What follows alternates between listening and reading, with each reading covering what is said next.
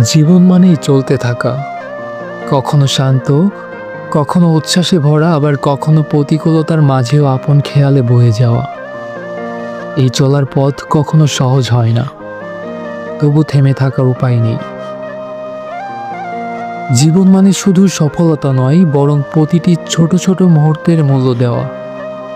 কখনো হোঁচট খেয়ে পড়ে যাও, কখনো হারিয়ে যাও অনিশ্চয়তার ভিড়ে, কিন্তু মনে রেখো, সকালটা রাতের পরেই আসে, আর প্রতিটি কঠিন সময়ের পরে অপেক্ষা করে নতুন সম্ভাবনা। সবাই চায় সুখ, কিন্তু জীবন কেবল সুখের নয়, এতে ব্যথা আছে, কষ্ট আছে, ভুল আছে। কিন্তু এগুলোকে এড়িয়ে যাওয়া নয়, বরং গ্রহণ করাই আসল বেঁচে থাকা।